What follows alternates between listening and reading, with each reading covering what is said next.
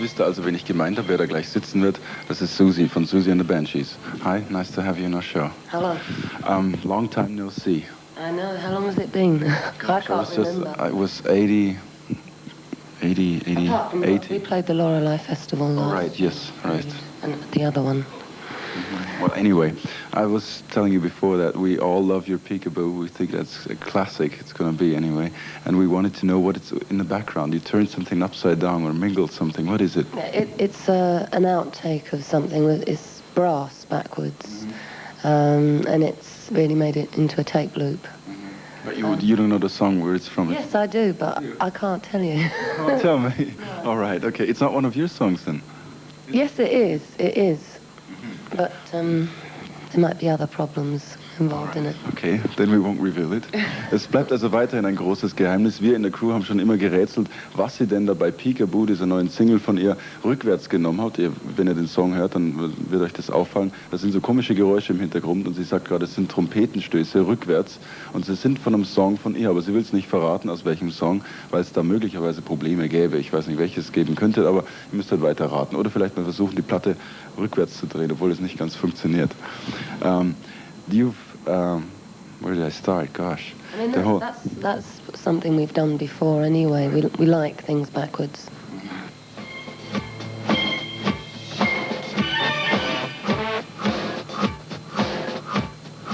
I think probably what was trying to be put across is that I think because this group is, well, me and Stephen anyway, we're very much self-taught musicians or whatever, without any kind of rock and roll background. Do you know what I mean? We picked up instruments and found how to play them. So therefore, that it's quite different working with musicians. So they have to unlearn a lot of things to be able to. I don't know. I think a lot of how people learn music is quite limiting. Is that the reason why you always had difficulties with your guitar players? Yeah, they're probably the most proficient musicians, but their minds aren't that open. So you always had to crack them, sort of. Yes, suicidal. Ich habe sie gefragt, wie das ist. Es gibt da so ein Statement, ich kriege es immer ganz genau zusammen. Auf jeden Fall geht es ungefähr so, dass sie froh ist, dass keiner in der Band richtig im Takt spielen kann und richtig die Instrumente beherrscht.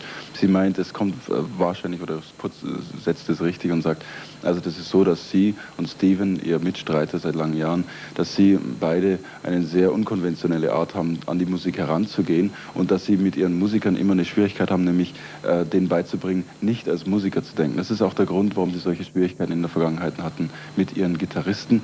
Die wurden also reihenweise ausgetauscht, weil die eben zu sehr wie Musiker denken und sie mussten jedes Mal die sozusagen aufmachen für ihre Ideen.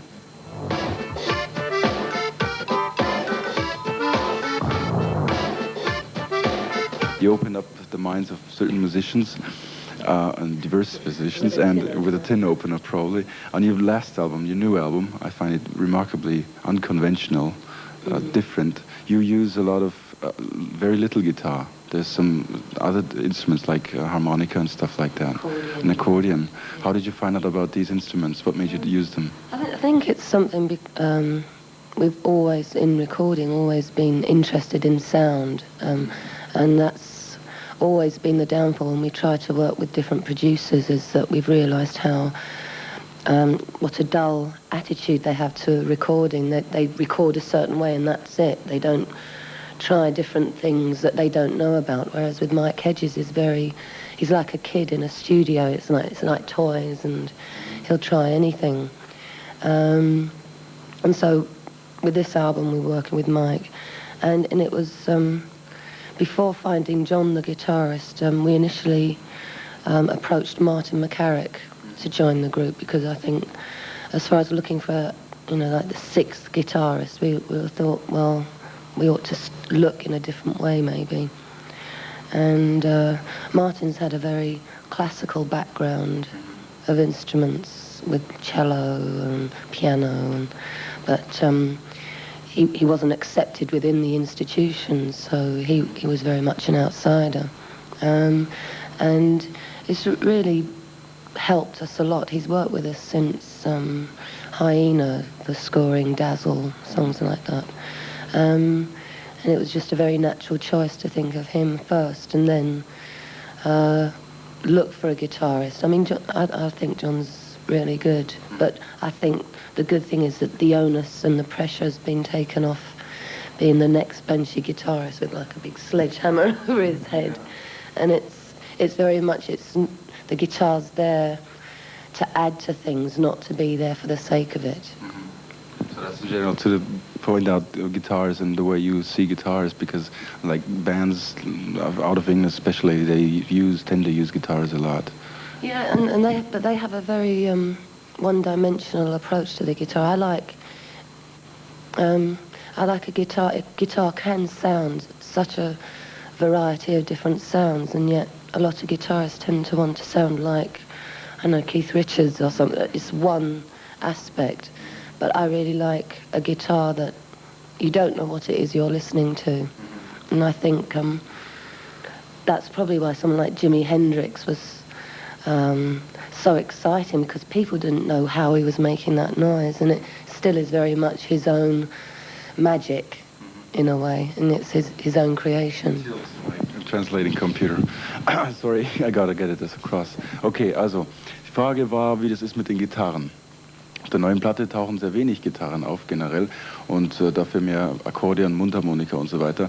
Tja, das ist also die generelle Einstellung von Siouxsie Gitarren gegenüber, dass sie sagt, also sie findet es nicht gut, dass Gitarren so klingen oder oft so klingen wie Gitarren. Sie sollten also vielmehr so klingen wie was anderes, das man eben nicht unbedingt weiß. Deshalb mag sie zum Beispiel Herrn Hendrix oder Herrn Richards. Da ist oft was ziemlich Dreckiges dabei. Sie haben im Studio gearbeitet mit Mike Hedges, und der ist wie ein Kind im Studio, sagt sie. Das ist das, was sie mag bei Produzenten, die einfach hingehen und wie kleine Kinder an allem Möglichen rumfummeln und rummachen und da eben irgendwelche Sounds rausholen. Sie sind jetzt mit einem Gitarristen gelandet, der im Studio nicht gearbeitet hat, John. Der wird auch auf der Bühne dabei sein.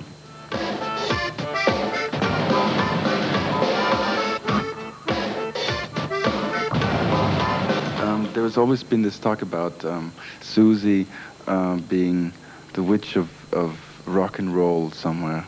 Yet you say you don't want to have to do very much with rock and roll.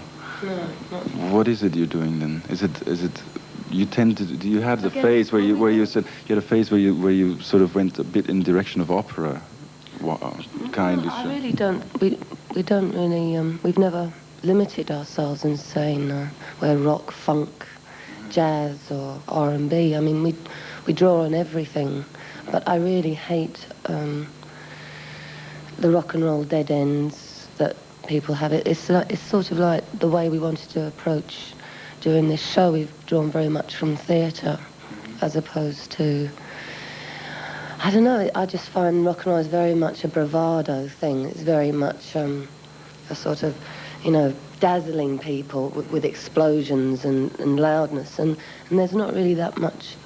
I'm much more interested in creating a tension and a slight uneasiness, and to build on that. And I really think you have to simplify things to make that more effective. The show that we'll be doing tonight is it builds. It doesn't come on and go. It's not like that. I don't like things that do that. I like things to creep up on you. Sie hat gerade ihr Verständnis von Rock'n'Roll erklärt, beziehungsweise ihr Unverständnis für Rock'n'Roll. Sie sagt, sie macht es nicht. Rock'n'Roll habe irgendwas zu tun mit Explosion, mit Blitz und Licht und etwas mit Schockwirkung. Das will sie nicht. Sie möchte, dass ihre Show und ihre Musik so langsam das Rückgrat hinten rauf krabbelt und dann auf einmal so von hinten übergreift. Das ist auch das, was sie so in ihren Shows versucht zu übermitteln. Also das fängt langsam an und baut sich dann zu einem Höhepunkt auf, ähnlich einem Theaterstück.